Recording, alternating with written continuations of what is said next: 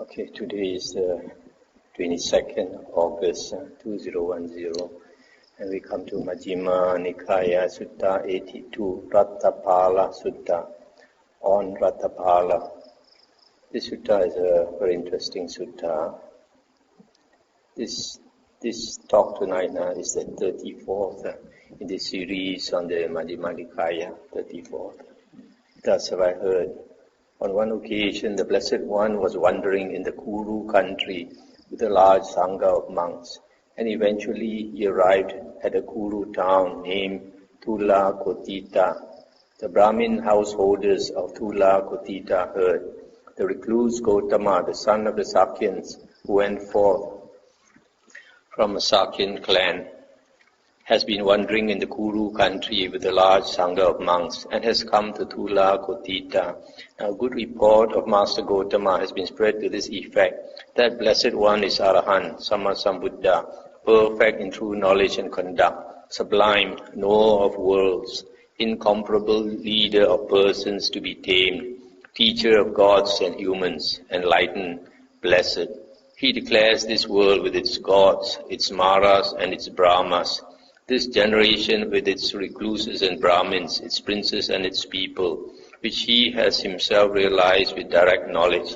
He teaches the Dhamma, good in the beginning, good in the middle, and good in the end, with the right meaning and phrasing, and he reveals a holy life that is utterly perfect and pure. Now it is good to see such arahants. Then the Brahmin householders of Thula Kotita went to the Blessed One. Some paid homage to the Blessed One and sat down at one side. Some exchanged greetings with him, and when this courteous and amiable talk was finished, sat down at one side. Some extended their hands in reverential salutation towards the Blessed One and sat down at one side. Some pronounced their name and clan in the Blessed One's presence and sat down at one side. Some kept silent and sat down at one side. When they were seated, the Blessed One instructed, urged, roused, and encouraged them with talk on the Dhamma. Now at that time, a clansman named Ratthapala, the son of the leading clan, in that same Thula Kotita, was sitting in the assembly, and it occurred to him, as I understand the Dhamma taught by the Blessed One, it is not easy while living in a home to lead the holy life, utterly perfect and pure as a polished shell. Suppose I shave off my hair and beard, put on the yellow robe, and go forth from the home life into homelessness. Then the Brahmin householders of Thula Kotita, having been instructed, urged, roused, and encouraged by the Blessed One, with talk on the Dhamma, delighted and rejoiced in his words. They then rose from their seats, and after paying homage to him, they departed, keeping him on their right. Soon after they had gone, the clansman Ratthapala went to the Blessed One, and after paying homage to him, he sat down at one side and said to the Blessed One, Venerable Sir, as I understand the Dhamma taught by the Blessed One, it is not easy while living in a home to lead the holy life, utterly perfect and pure as a polished shell. Venerable Sir, I wish to shave off my hair and beard, put on the yellow robe, and go forth from the home life into homelessness. I would receive the going forth under the Blessed One. I would receive the full ordination. Have you been permitted by your parents, Ratthapala, to go forth from the home life into homelessness? No, Venerable Sir, I have not been permitted by my parents. Ratthapala, Tathagatas do not give the going forth to anyone who does not have his parents' permission. Venerable Sir, I shall see to it that my parents permit me to go forth from the home life into homelessness. Stop here for a moment. The Buddha made a precept that if somebody wants to ordain, he has to get the parents' permission. This came about because the Buddha ordained his son, Rahula, at a very young age. And the Buddha's father said that he was very pained by this. He said when the Buddha left the house, he was already very hurt. And then now when the grandson, at that time maybe at the age of 6 or 7 years old, left to become a novice monk, he said it pained him to the bone. So he asked the Buddha to, next time if somebody wants to renounce, to get the parents' permission. So the Buddha made this precept.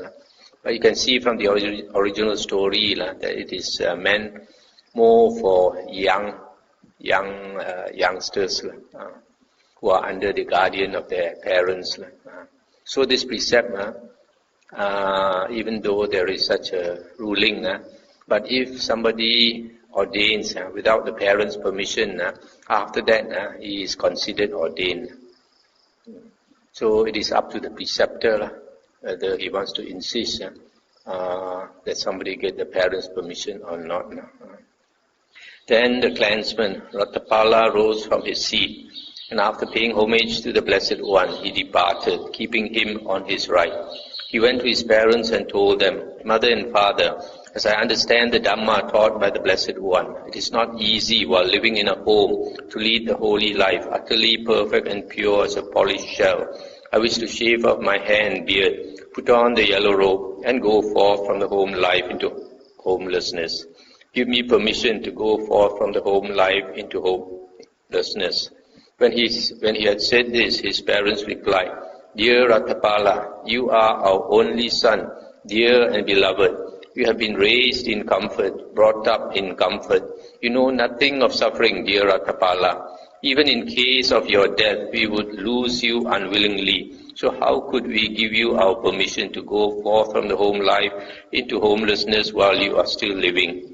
For the third time, the clansman Ratthapala said to his parents, "Mother and father, give me permission to go forth from the home life into homelessness."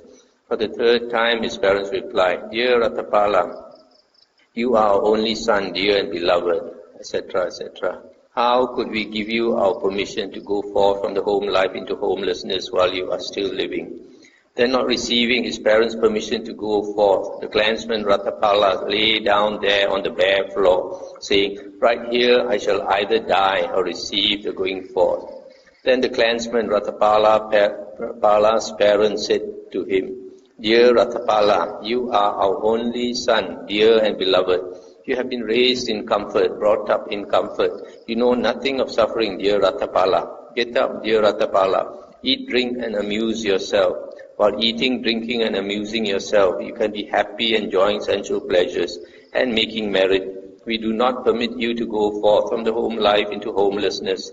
Even in the case of your death, we would lose you unwillingly. So how could we give you our permission to go forth from the home life into homelessness while you are still living?" When this was said, the clansman Ratthapala was silent. For the third time, his parents said the same thing to him. "Dear Ratthapala, you are our only son, dear and beloved," etc. "How could we give you our permission to go forth from the home life into homelessness while you are still living?" For the third time, the clansman Ratthapala was silent. Stop here for a moment. So this Ratthapala was very determined to get the parents' permission, because the Buddha said he has to get the parents' permission. So he lay down there, refused to get up, refused to eat or drink. So he was fasting. So his parents pleaded with him, kept quiet.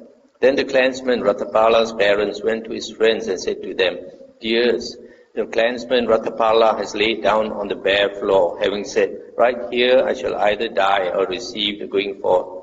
Come, dears, go to the clansman Ratthapala and say to him, 'Friend Ratthapala, you are your parents' only son, dear and beloved,' etc. 'Get up, friend Ratthapala, eat, drink, and amuse yourself. How could your parents give you their permission to go forth from the home life into homelessness while you are still living?' Then the clansman Ratthapala's friends went to him and said, 'Friend Ratthapala, you are your parents' only son, dear and beloved. You have been raised in comfort, brought up in comfort. You know nothing of suffering. Dear Ratthapala, get up, friend Ratthapala. Eat, drink, and amuse yourself. While eating, drinking, and amusing yourself, you can be happy, enjoying sensual pleasures, and making merry. Your parents do not permit you to go forth from the home life into homelessness. Even in case of your death, they would lose you unwillingly. So how could they give you their permission to go forth from the home life into homelessness while you are still living? When this was said, the clansman Ratthapala was silent. For the second time and for the third time, his friend said to him, "Friend Ratthapala, you are your parents' only son, etc. How could they give you their permission to go forth from the home life into homelessness while you are still living?" For the third time, the clansman Ratthapala was silent.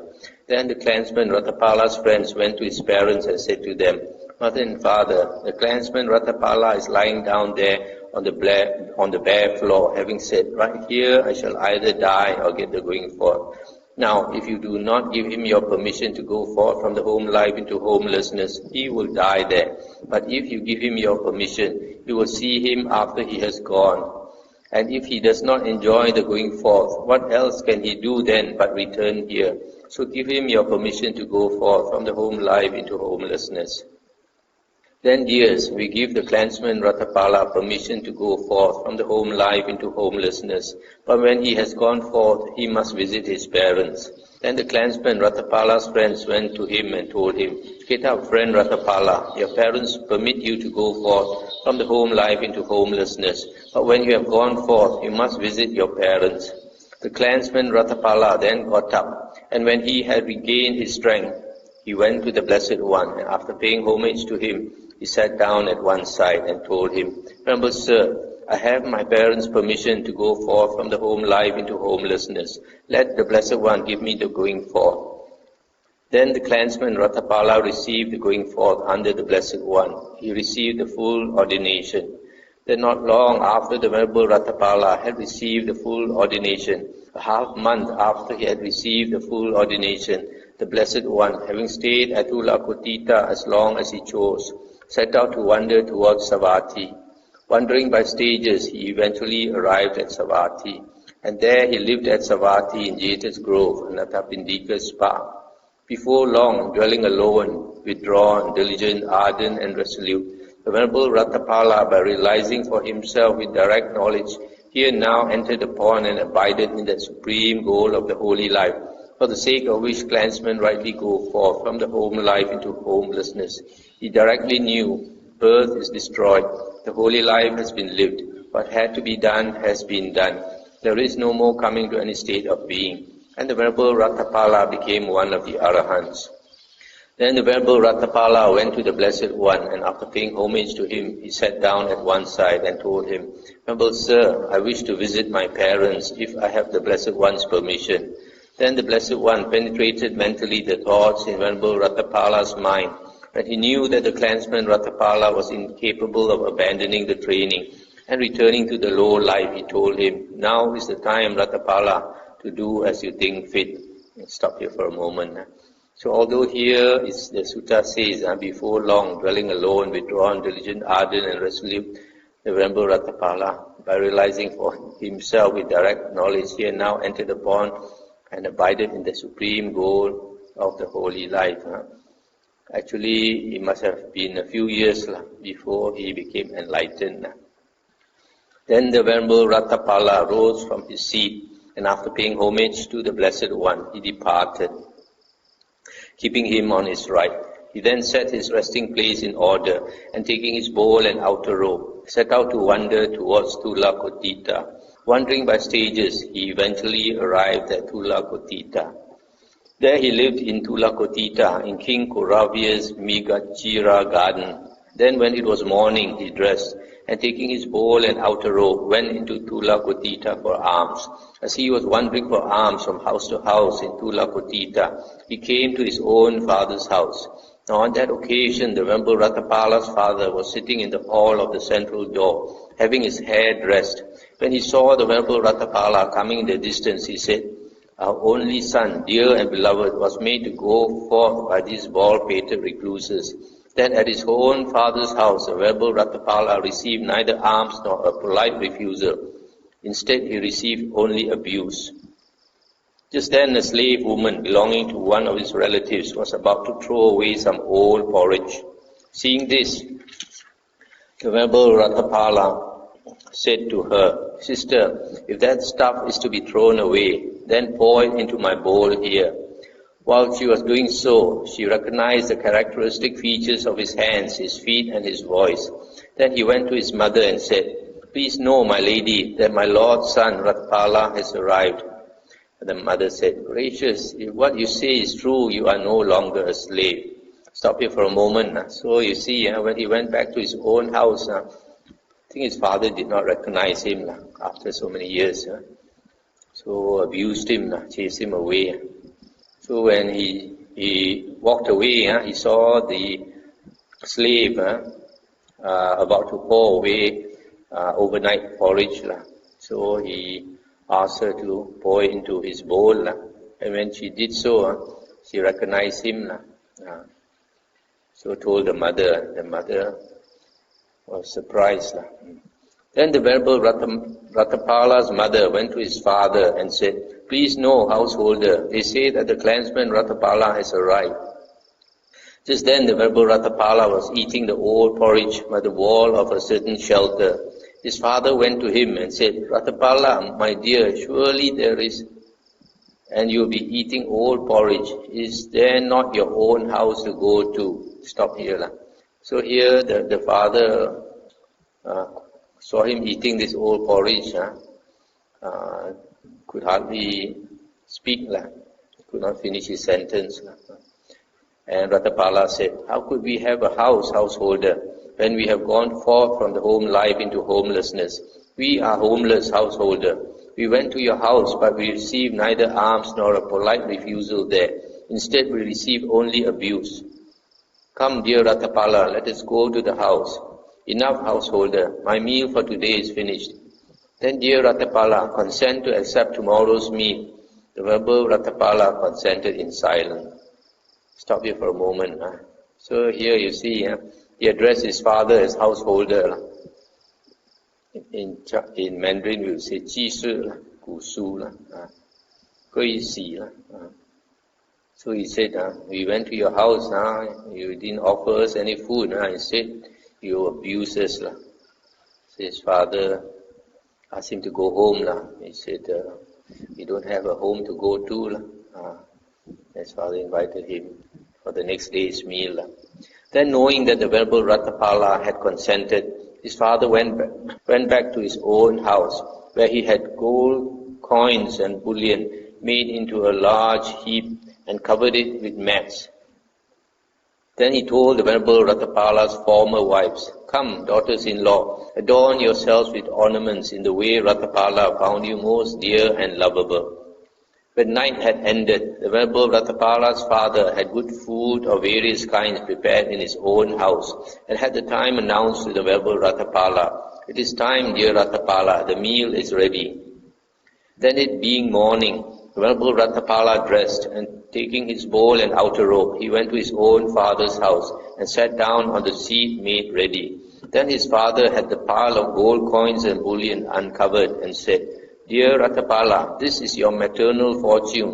Your paternal fortune is another, and your ancestral fortune is yet another. Dear Ratthapala, you can enjoy the wealth and make merit. Come then, dear, abandon the training and return to the low life. Enjoy the wealth and make merit." Stop here for a moment. So here, when Ratthapala came back to the house, his father brought out all the property from the mother's side, gold coins and bullion. And then he said, "This is only your mother's property. Your father's property is still not come out, and your grandparents' properties also have not are not here." In other words, there's a lot of wealth in this family. Come back, be a layman, enjoy life. At the same time, you can make merit. And then the father also asked the former wives to dress up very nicely for him. Last time, in the Buddha's days, they did not have banks. So your money, you have to hide it somewhere. So this rich man, he took out his hidden property. And Ratthapala said, "Householder, if you would follow my advice, then have this pile of gold coins and bullion loaded on carts and carried away to be dumped midstream in the river Ganges. Why is that? Because, householder, on account of this, there will arise for you sorrow, lamentation, pain, grief, and despair. Then the Venerable Ratthapala's former wives clasped his feet and said to him, what are they like, my Lord's son, the nymphs for whose sake you lead the holy life? And he said, we do not lead the holy life for the sake of nymphs, sisters. And they said, our Lord's son Ratthapala calls us sisters. They cried, and right there they fainted. Then the Venerable Ratthapala told his father, householder, if there is a meal to be given, then give it. Do not harass us. And his father said, eat then, dear Ratthapala, the meal is ready. Let's stop here for a moment. So here you see, he's very blunt to his father. Instead of appreciating his father's loads of money, he said, if you listen to me, throw away all this property in the river Ganges. Why? Because if you are attached to it, it will cause you sorrow, lamentation, pain, grief, and despair later. So his former wives clasped his feet and asked him, what are they like, the nymphs, the heavenly nymphs for whose sake you lead the holy life. These Indians have a belief that if a person becomes a monk, it is very likely that that person will be reborn in heaven. So his former wives thought this for the sake of being reborn in heaven and having a lot of celestial nymphs as his wives, that he renounced. But he said that's not the aim of leading the holy life. He called them sisters and they fainted. Then he told his father, don't harass us. If you want to give us a meal, just give us a meal. And his father asked him to eat. Then with his own hands, the Venerable Ratthapala's father served and satisfied him with the various kinds of good food. When the Venerable Ratthapala had eaten and had withdrawn his hand from the bowl, he stood up and uttered these stanzas. Behold, a puppet here pranked out, a body built up out of sores, sick, an object for concern, where no stability abides. Behold a figure here pranked out, with jewelry and earrings too, a skeleton wrapped up in skin, made attractive by its clothes, its feet adorned with henna dye, and powder smeared upon its face. It may beguile a fool, but not a seeker of the further shore. Its hair is dressed in eightfold plaits, and unguent smeared upon its eyes. It may beguile a fool, but not a seeker of the further shore. A filthy body well adorned, like a new painted unguent pot. It may beguile a fool, but not a seeker of the further shore. The deer hunter set out the snare, but the deer did not spring the trap. We ate the bait and now depart, leaving the hunters to lament. Stop there for a moment. So you see, he's very blunt with his parents and former wives. He's saying his former wives just look just like a puppet, all dressed up in jewelry and earrings and attractive clothes, feet adorned with henna dye and powder smeared upon his face. He may fool an ordinary man, but not a seeker of the further shore, cultivator. It's a filthy body, well adorned, just like a deer hunter want to trap the deer, but he said he's eaten and he left. He's leaving the hunters to lament. So he's extremely blunt to his parents. After the Venerable Ratthapala had stood up and uttered these stanzas, he went to King Kuraviya's Megachira garden and sat down at the root of a tree for the day's abiding. Then King Kuraviya addressed his gamekeeper thus, Good gamekeeper, tidy up the Megachira garden so that we may go to the pleasure garden to see a pleasing spot. Yes, sire, he replied. Now while he was tidying up the Megachira garden, the gamekeeper saw the Venerable Ratthapala seated at the root of a tree for the day's abiding. When he saw him, he went to King Kuraviya and told him, Sire, the Megachira garden has been tidied up. The clansman Ratthapala is there, the son of the leading clan in this same Tulakotita, of whom you have always spoken highly. He is seated at the root of a tree for the day's abiding. And the king said, Then, good Nikāya, enough of the pleasure garden for today. Now we shall go to pay respects to that master Ratthapala. Then saying, Give away all the food that has been prepared there. King Kuravya had a number of state carriages prepared, and mounting one of them, accompanied by the other carriages, he drove out from Tulakotita with the full pomp of royalty to see the venerable Ratthapala. He drove thus as far as the road was passable for carriages, and then he dismounted from his carriage and went forward on foot with the following of the most eminent officials to where the venerable Ratthapala was. He exchanged greetings with the venerable Ratthapala, and when this courteous and amiable talk was finished, he stood at one side and said, Here is an elephant rock. Let Master Ratthapala be seated on it. There is no need, great king. Sit down. I am sitting on my own mat. Stop here for a moment. So this King Kuravya, evidently, he has a high regard for this venerable Ratthapala. So when he heard that Ratthapala had come back, quickly went to see him. King Kuravya sat down on a seat made ready and said, Master Ratthapala, there are 4 kinds of loss.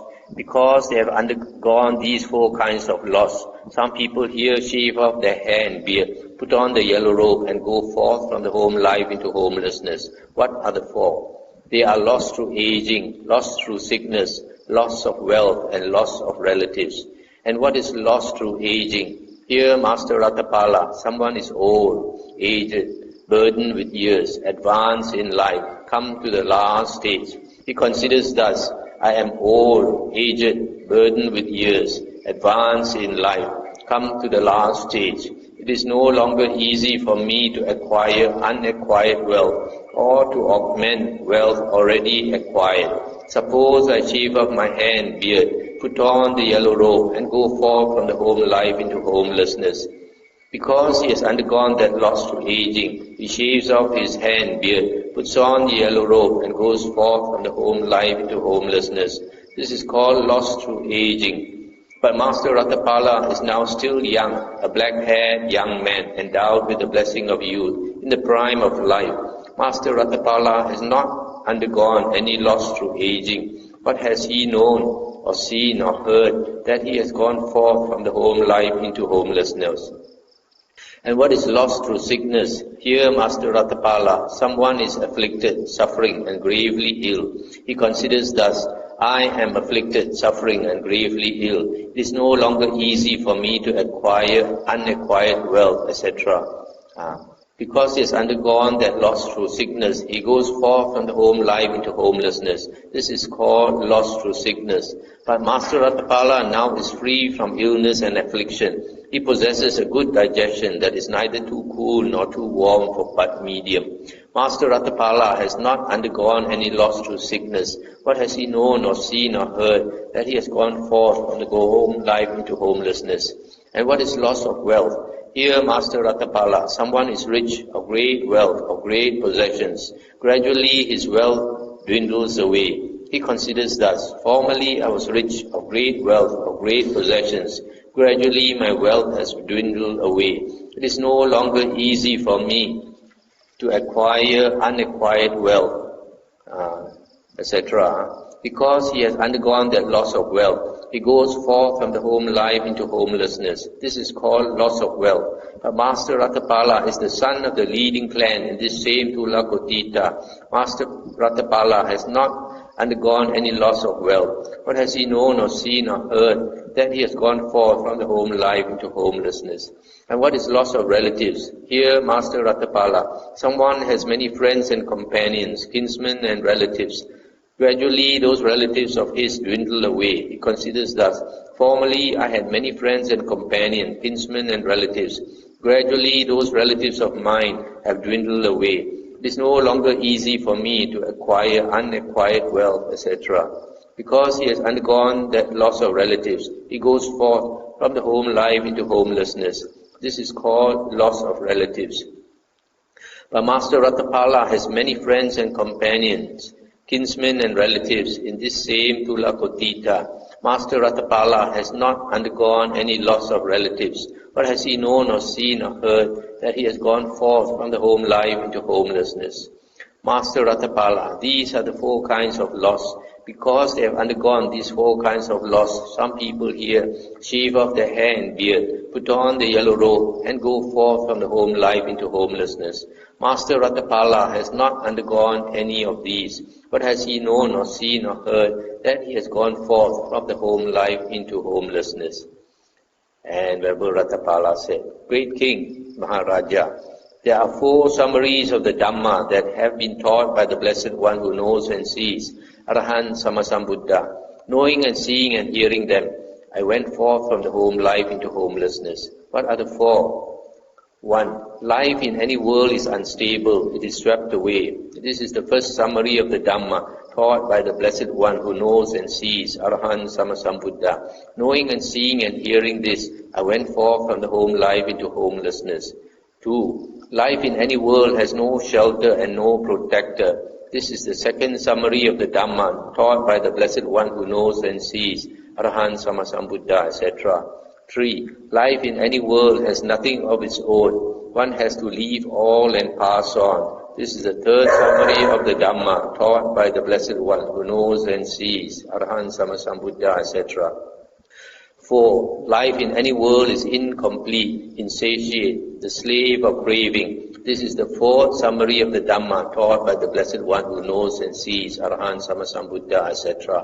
Great King, these are the 4 summaries of the Dhamma that have been taught by the Blessed One who knows and sees, Arahant Sammasambuddha. Knowing and seeing and hearing them, I went forth from the home life into homelessness. And the king said, Master Ratthapala said, life in any world is unstable, it is swept away. How should the meaning of that statement be understood? And Venerable Ratthapala said, what do you think, great king? When you were 20 or 25 years old, were you an expert rider of elephants, an expert horseman, an expert charioteer, an expert archer, an expert swordsman, strong in thighs and arms, sturdy, capable in battle? And the king said, when I was 20 or 25 years old, Master Ratthapala, I was an expert rider of elephants, an expert horseman, etc., strong in thighs and arms, sturdy, capable in battle. Sometimes I wondered if I had supernormal power then. I do not see anyone who could equal me in strength. What do you think, great king? Are you now as strong in thighs and arms, as sturdy and as capable in battle? No, Master Ratthapala. Now I am old, aged, burdened with years, advanced in life, come to the last stage. My years have turned 80. Sometimes I mean to put my foot here, and I put my foot somewhere else. Great King, Venerable Ratthapala said, it was on account of this that the Blessed One who knows and sees, Arahant Sammasambuddha, said, life in any world is unstable, it is swept away. And when I knew and saw and heard this, I went forth from the home life into homelessness. And the king said, it is wonderful, Master Ratthapala, it is marvelous how well that has been expressed by the Blessed One who knows and sees, Arahant Sammasambuddha. Life in any world is unstable, it is swept away. It is indeed so. Stop here for a moment. So here, this king said when he was young, he was extremely strong. He was so strong. Sometimes he wondered where all his strength came from. And he couldn't see anyone who could equal him in strength. But now that he's 80 years old, he said, he wants to put his foot here and his foot goes somewhere else, just like many people. Walk also unstable. So he agreed. Life is unstable. It is swept away. Master Ratthapala, there exists in this court elephant troops and cavalry and chariot troops and infantry, which will serve to subdue any threats to us. Now, Master Ratthapala said, life in any world has no shelter and no protector. How should the meaning of that statement be understood? What do you think, great king? Do you have any chronic ailment?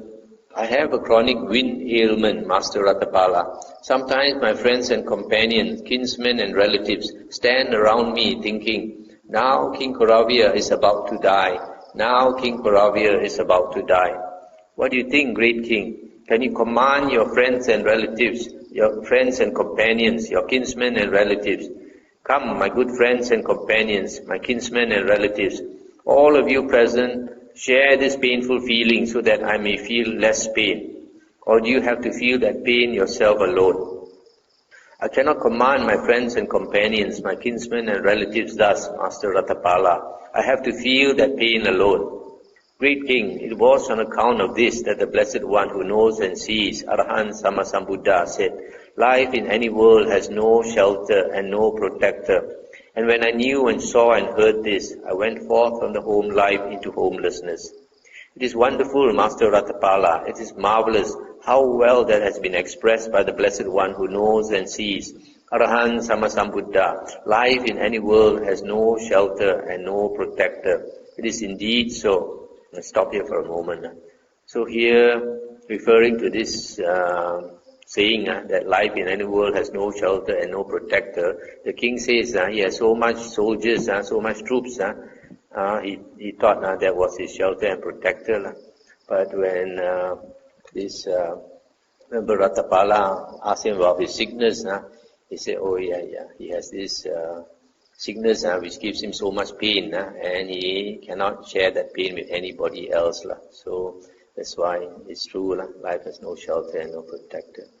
Master Ratthapala, there exists in this court abundant gold coins and bullion stored away in vaults and depositories. Now Master Ratthapala said, life in any world has nothing of its own. One has to leave all and pass on. How should the meaning of that statement be understood? What do you think, great king? You now enjoy yourself, provided and endowed with the 5 cords of sensual pleasure. But will you be able to have it of the life to come? Let me likewise enjoy myself, provided and endowed with these same 5 cords of sensual pleasure. Or will others take over this property, while you will have to pass on according to your actions or karma? I cannot have it thus of the life to come, Master Ratthapala. On the contrary, others will take over this property while I have to pass on according to my actions. Great King, it was on account of this that the Blessed One who knows and sees, Arahant Sammasambuddha, said, life in any world has nothing of its own. One has to leave all and pass on. And when I knew and saw and heard this, I went forth from the home life into homelessness. It is wonderful, Master Ratthapala. It is marvelous how well that has been expressed by the Blessed One who knows and sees, Arahant Sammasambuddha. Life in any world has nothing of its own. One has to leave all and pass on. It is indeed so. Now, stop here for a moment. So here, remember Ratthapala is trying to show the king that we came to this world empty-handed. And however much property and wealth we accumulate, not 1 cent we can take with us. So it's no point to accumulate so much money when you can't even take 1 cent with you. So that's why this Rebbe Ratthapala, he realized this and left home. Now Master Ratthapala said, life in any world is incomplete, insatiate, the slave of craving. How should the meaning of that statement be understood? What do you think, great king? You reign over the rich Kuru country. Yes, Master Ratthapala, I do. What do you think, great king? Suppose a trustworthy and reliable man came to you from the east and said, please know, great king, that I have come from the east, and there I saw a large country, powerful and rich, very populous and crowded with people. There are plenty of elephant troops there, plenty of cavalry, chariot troops and infantry. There is plenty of ivory there, and plenty of gold coins and bullion, both unworked and worked, and plenty of women for wives. With your present forces, you can conquer it. Conquer it then, great king. What would you do? We would conquer it and reign over it, Master Ratthapala. What do you think, great king? Suppose a trustworthy and reliable man came to you from the west, from the north, from the south, and similarly said, please know, great king, that I have come from the north, from the west, from the south, and there I saw a large country, powerful and rich, etc. And with your present forces, you can conquer it. Conquer it then, great king. What would you do? You would conquer it too and reign over it, Master Ratthapala. Great King, it was on account of this that the Blessed One who knows and sees, Arahant Sammasambuddha, said, life in any world is incomplete, insatiate, the slave of craving. And when I knew and saw and heard this, I went forth from the home life into homelessness. It is wonderful, Master Ratthapala, it is marvelous how well that has been expressed by the Blessed One who knows and sees. Arahant Sammasambuddha, life in any world is incomplete, insatiate, the slave of craving. It is indeed so. Stop it for a moment. So here, this Venerable Ratthapala showed the king that even though now he is so rich and powerful, and yet he is not satisfied. If there were another country, rich and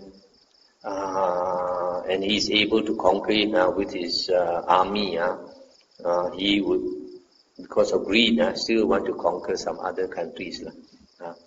However, many countries he conquers, still not enough. Still cannot satisfy that greed, the craving. That is what the Venerable Ratthapala said. And having said, he said further, I see men wealthy in the world, who yet from ignorance give not their gathered wealth. Greedily they hoard away their riches, longing still for further sensual pleasures. A king who has conquered the earth by force and rules over the land, the ocean bounds, is yet unsated with the sea's near shore, and hungers for its further shore as well. Most other people too, not just a king, encounter death with craving unabated. With plans still incomplete, they leave the corpse. Desires remain unsated in the world. His relatives lament and rend their hair, crying, ah me, alas, our love is dead. They bear away the body wrapped in shrouds to place it on a pyre and burn it there. Clad in a shroud, he leaves his wealth behind. Prodded with stakes, he burns upon the pyre. And as he dies, no relatives or friends can offer him shelter and refuge here. While his heirs take over his wealth, this being must pass on according to his actions of karma. And as he dies, nothing can follow him, not child, nor wife, nor wealth, nor royal estate. Longevity is not acquired with wealth, nor can prosperity banish old age. Short is this life, as all the sages say. Eternity it knows not, only change. The rich and poor alike shall feel death's touch. The fool and sage as well shall feel it too. But while the fool lies stricken by his folly, no sage will ever tremble at the touch. Better is wisdom here than any wealth, since by wisdom one gains the final goal. For people through ignorance do evil deeds, while failing to reach the goal from life to life. As one goes to the womb and the next world, renewing the successive round of births, another of little wisdom, trusting him, goes also to the womb and the next world. Just as a robber caught in burglary is made to suffer for his evil deed, so people after death in the next world are made to suffer for their evil deeds. Sensual pleasures, varied, sweet, delightful, in many different ways disturb the mind. Seeing the danger in these sensual ties, I chose to lead the homeless life, O King. As fruits fall from the tree, so people too, both young and old, fall when this body breaks. Seeing this too, O King, I have gone forth. Better is the recluse's life, assured. That's the end of the sutta. So here, when somebody like this, Ratthapala, he learns the Dhamma and understands the Dhamma, then he sees no point in living an ordinary life. When we lead an ordinary life, because of the self, which we have not eliminated, we become selfish. So we strive very hard for our own end only, for our own ends. So in the process of striving to benefit yourself, you create a lot of unwholesome karma. So at the end, after you acquire a lot of wealth, a big family, big house, big car, everything, when it's time for you to go, a lot of people start to think what is life all about. All that they wanted for, they strove for, they have attained. At the end of life, they have to leave everything behind. So what's the point of making all that striving?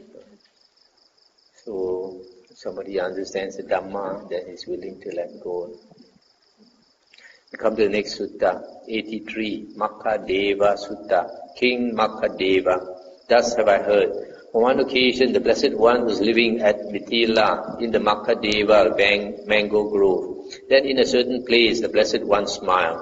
It occurred to the Venerable Ananda, what is the reason, what is the cause for the Blessed One's smile? The Tathagatas do not smile for no reason. So he arranged his upper robe on one shoulder, and extending his hands in reverential salutation towards the Blessed One, he asked, Venerable Sir, what is the reason, what is the cause for the Blessed One's smile? The Tathagatas do not smile for no reason. And the Buddha said, once Ananda, in this same Mithila, there was a king named Makhadeva. He was the righteous king who ruled by the Dhamma, a great king who was established in the Dhamma, conducted himself by the Dhamma among Brahmins and householders, among town dwellers and country folk. And he observed the Uposatha days on the 14th, 15th and 8th of the fortnight. Stop here for a moment. Now, these Uposatha days are the days when a lay person keeps the 8 precepts and cultivates the spiritual path on that day. And the days are here it says 14, 15 and 8th of the fortnight. Because in the Indian calendar, they count every fortnight. So in our Chinese calendar, the lunar calendar, it will be the 8th day, the 15th day, the 23rd day, and 30th day of the lunar month. Sometimes you don't have 30 days in the lunar month, you have 29 days. Then the last one is the 29th day. So like when it says 14, 14 it means the 29th day of the lunar month. So the 15 means either the 15th day of the lunar month or the 30th day of the lunar month. That's what you mean by the 15th day of the fortnight. And then the 8th day of the fortnight is either the 8th day of our lunar calendar or the 23rd day of the lunar calendar. To continue. Now at the end of many years, many hundred years, many thousand years, King Makhadeva addressed his barber thus, Good barber, when you see any grey hairs growing on my head, then tell me. Yes, sire, he replied. And after many years, many hundred years, many thousand years, the barber saw grey hairs growing on King Makhadeva's head. When he saw them, he said to the king, The divine messengers have appeared, sire. Grey hairs are to be seen growing on your majesty's head. And he said, Then, good barber, pull out those grey hairs carefully with tweezers and put them in my palm. Yes, sire, he replied. And he pulled out those grey hairs carefully with tweezers and put them in the king's palm. Then King Makhadeva gave the best township to his barber, and calling the prince, his eldest son, he said, Dear prince, the divine messengers have appeared. Grey hairs are seen growing on my head. I have enjoyed human sensual pleasures. Now it is time to seek divine sensual pleasures. Come, dear prince, take over the kingship. I shall shave off my hair and beard, put on the yellow robe, and go forth from the home life into homelessness. And now, dear prince, when you too see grey hairs growing on your head, then after giving the best township to your barber, and after carefully instructing the prince, your eldest son, in kingship, shave off your hair and beard, put on the yellow robe, and go forth from the home life into homelessness. Continue this good practice instituted by me, and do not be the last man. Dear prince, when there are two men living, he under whom there occurs a breach of this good practice, he is the last man among them. Therefore, dear prince, I say to you, continue this good practice instituted by me, and do not be the last man.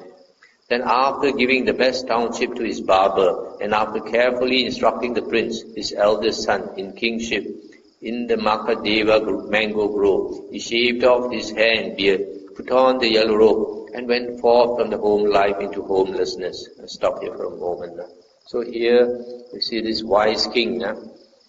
When grey hairs appeared on his head, he thought his time is limited. So the best thing to do is to cultivate the holy life so that he can be reborn in a good place and enjoy life again. But a lot of people don't have this wisdom. They continue struggling and never think that death will come sooner than they realize. And they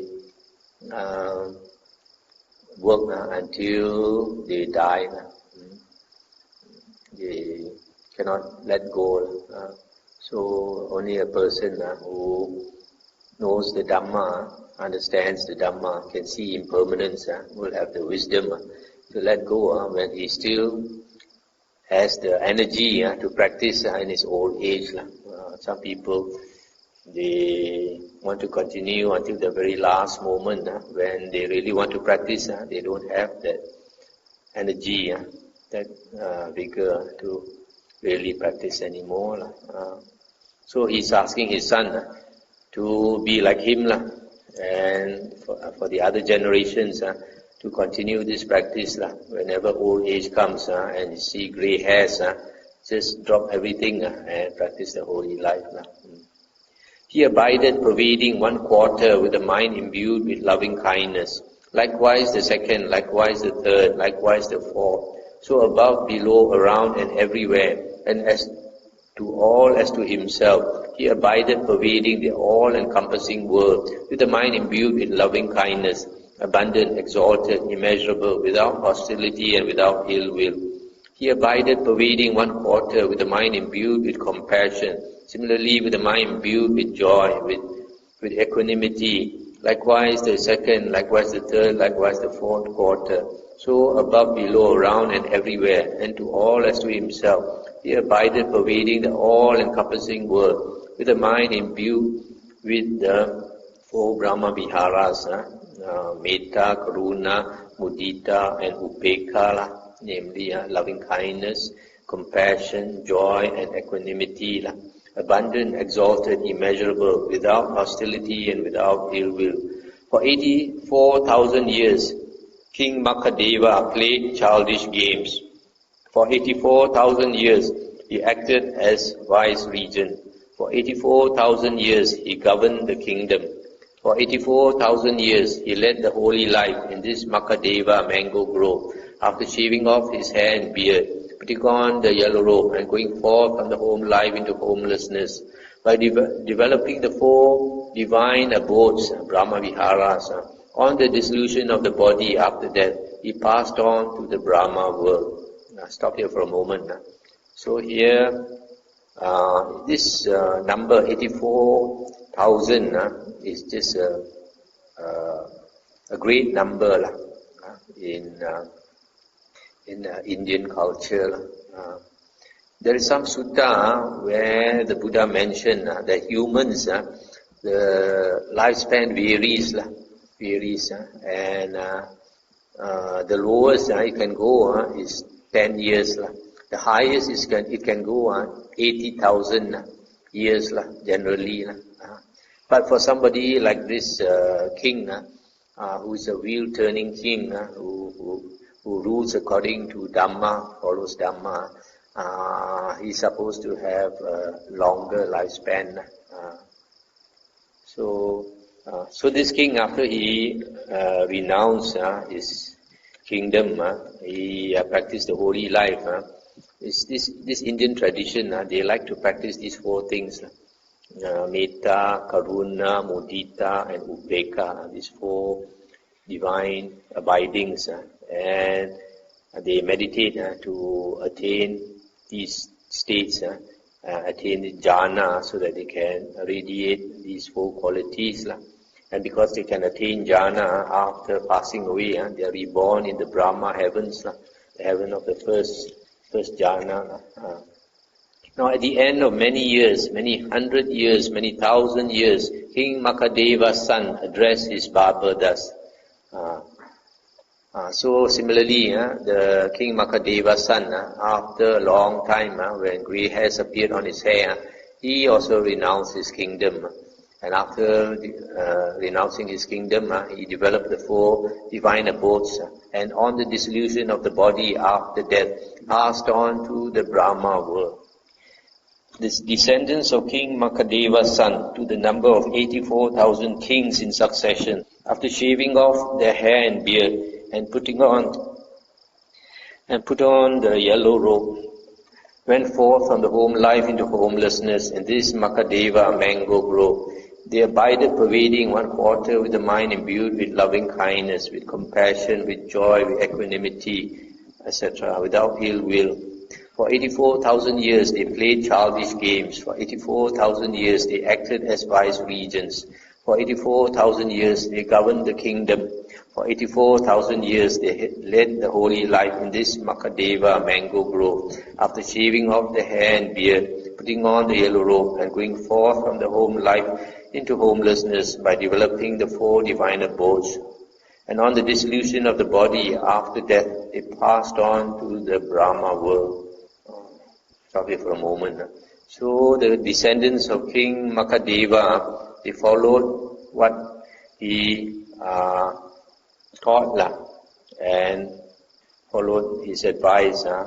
Each one of them, in their old age, they renounced the kingdom, handed it over to their son, and cultivated the holy life and practiced the 4 Brahma Viharas, so that they were reborn in the Brahma world. Nimi was the last of those kings. He was a righteous king who ruled by the Dhamma, a great king who was established in the Dhamma. He conducted himself by the Dhamma among Brahmins and householders, among town dwellers and country folk, and he observed the Uposatha days on the 14th, 15th and 8th of the fortnight. Once Ananda, when the gods of the 33 had met together and were seated in the Sudhamma assembly, this discussion arose among them. It is a gain, sirs, for the people of Videha. It is a great gain for the people of Videha that their king Nimi is a righteous king who rules by the Dhamma, a great king who is established in the Dhamma. He conducts himself by the Dhamma among Brahmins and householders, among town dwellers and country folk, and he observes the Uposatha days on the 14th, 15th and 8th of the fortnight. Then Sakka Devaraja addressed the gods of the 33. Good sirs, do you want to see King Nimi? And they said, good sir, we want to see King Nimi. Now on that occasion, it being the Uposatha day of the 15th, King Nimi had washed his head and ascended to the upper palace chamber where he was seated for the Uposatha observance. Then just as quickly as a strong man might extend his flexed arm, or flex his extended arm, Sakka Devaraja vanished among the gods of the 33 and appeared in the presence of King Nimi. He said, it is a gain for you, great king. It is a great gain for you, great king. When the gods of the 33 had met together and were seated in the Sudhamma assembly, this discussion arose among them. It is a gain, sirs, for the people of Videha. It is a great gain for the people of Videha that their king Nimi is a righteous king who rules by the Dhamma, etc. Great king, the gods want to see you. I shall send a chariot harnessed to 1,000 thoroughbreds for you, great king. Great king, mount the divine chariot without misgiving. King Nimi consented in silence. Then just as quickly as a strong man might extend his flexed arm, or flex his extended arm, Sakka Devaraja vanished in the presence of King Nimi and appeared among the gods of the 33. Stop here for a moment. So you can see from here, when somebody is so virtuous like this King Nimi, even the gods know, and the gods having great respect for him, knowing that he practices the meditation and probably will be reborn in the Brahma heavens. So they had great respect for him and invited him to heaven. Then Sakka Devaraja addressed the charioteer Matali thus, come, good Matali, prepare a chariot harnessed to 1,000 thoroughbreds and go to King Nimi and say, great king, this chariot harnessed to 1,000 thoroughbreds has been sent for you by Sakka Devaraja. Great king, mount the divine chariot without misgiving. May your words be held sacred, the charioteer Matali replied. And having prepared a chariot harnessed to 1,000 thoroughbreds, he went to King Nimi and said, "Great king, this chariot harnessed to 1,000 thoroughbreds has been sent for you by Sakadevaraja. Great king, mount the divine chariot without misgiving. But great king, by which route shall I drive you? By that on which doers of evil experience the results of evil actions, or by that on which doers of good experience the results of good actions? Drive me by both routes, Matali." Stop here for a moment. So here seems like this Deva Matali asked this King Nimi, "You want to go to the heaven of the 33 by the way of hell's way or some other heaven's way?" Then he said, "Drive him by boat." So this chariot had to go to two places. Matali brought King Nimi to the Sudhamma assembly. Sakadevaraja saw King Nimi coming in the distance and said to him, "Come, great king, welcome, great king. The gods of the 33, great king, seated in the Sudhamma assembly, have expressed themselves thus. It is a gain, sirs, for the people of Videha. It is a great gain for the people of Videha," etc., etc. "Great king, the gods of the 33 want to see you. Great king, enjoy divine might among the gods." And he said, "Enough, good sir. Let the charioteer drive me back to Mithila. There I will conduct myself by the Dhamma among Brahmins and householders, among town dwellers and country folk. There I will observe the Upusata days on the 14th, 15th and 8th of the fortnight."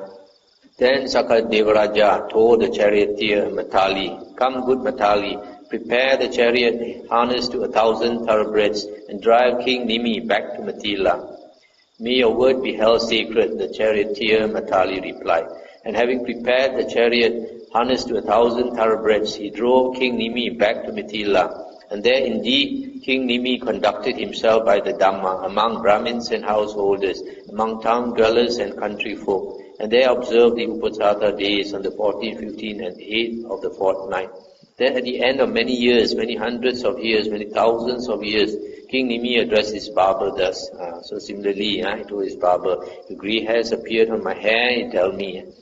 Then after that, he renounced his kingdom and developed the 4 divine abodes. On the dissolution of the body after death, he passed on to the Brahma world. Stop here for a moment.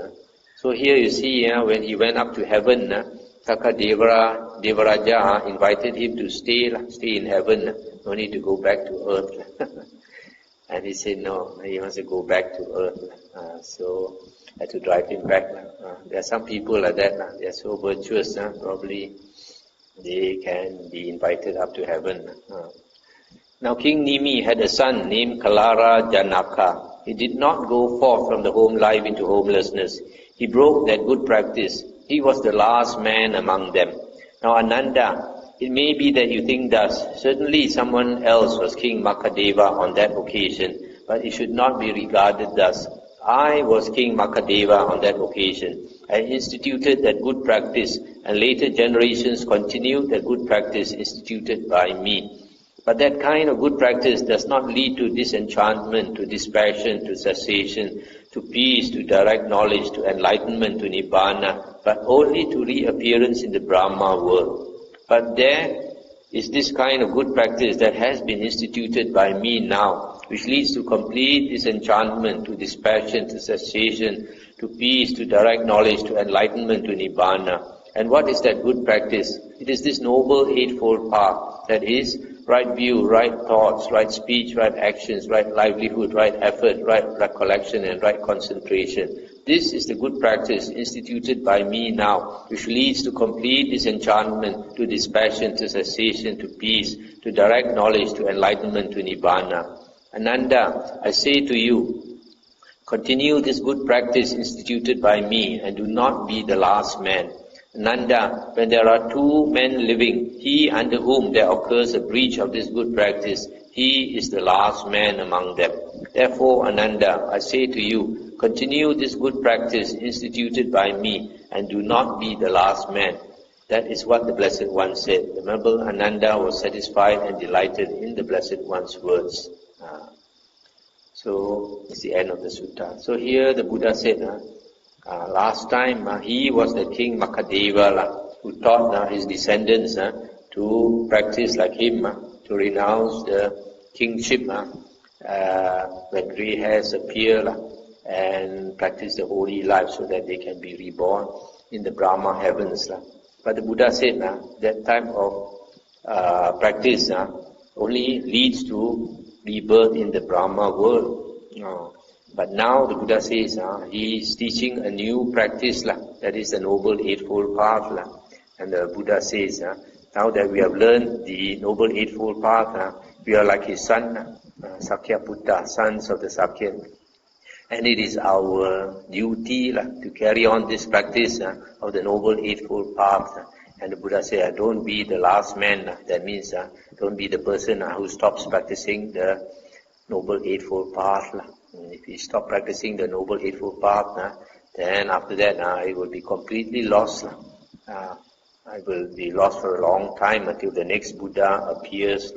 So the Buddha says, don't be the last man. Now you know this good practice that the Buddha has started.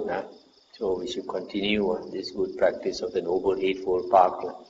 And hope later generations will continue to study the suttas taught by the Buddha and practice the Noble Eightfold Path in the same way that the Buddha and his disciples practice according to the suttas. So we stop here.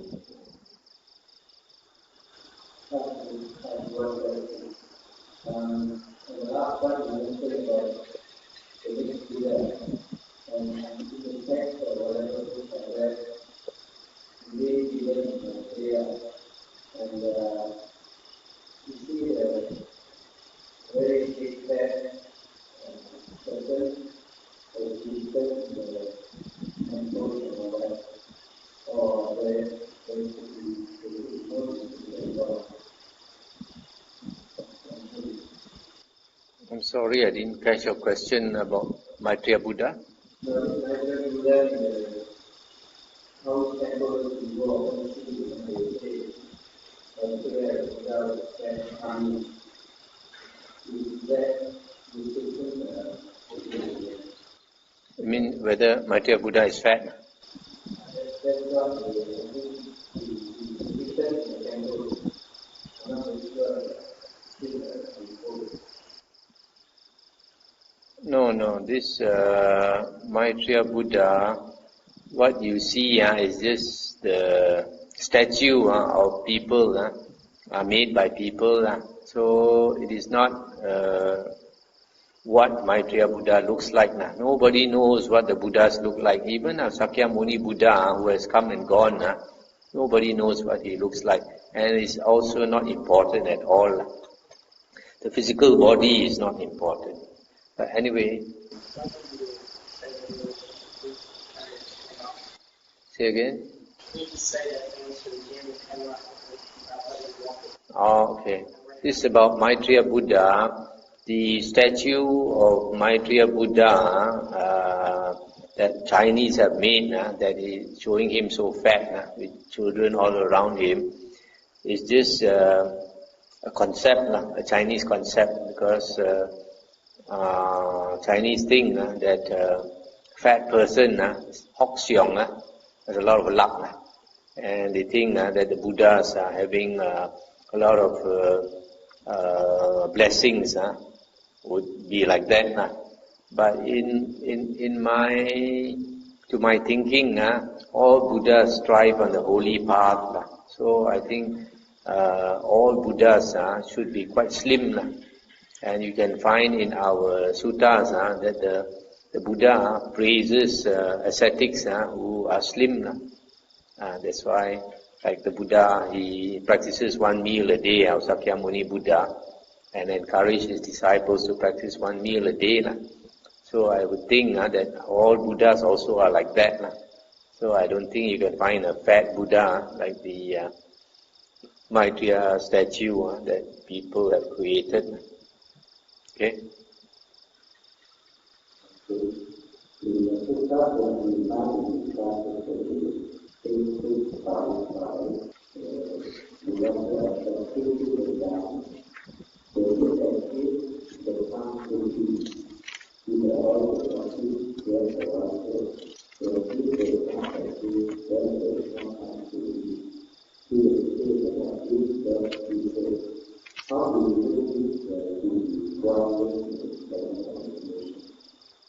This formula, when this exists, that comes to be. With the rising of this, that arises. When this does not exist, that does not come to be. The cessation of this, that ceases. This is a general formula of dependent origination for all cases. So in the case of the 12 links of dependent origination, the first link is ignorance. So because ignorance comes into existence, with the rising of ignorance, the next link, sankhara, comes to be. Sankhara is the will to live.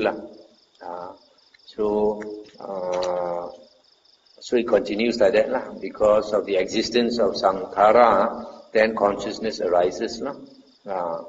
So similarly for all the links.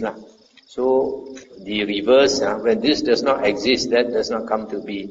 So similarly, when ignorance is banished, because somebody learns the Dhamma and practices meditation so that he can see the Four Noble Truths clearly, then ignorance does not exist.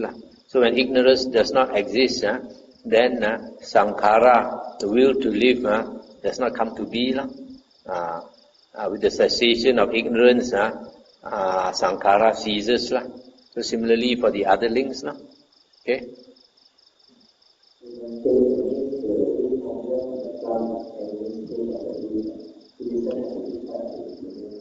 Yeah, any stage. Any stage.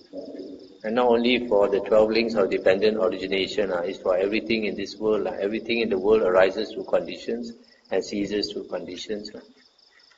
Okay, so we end now.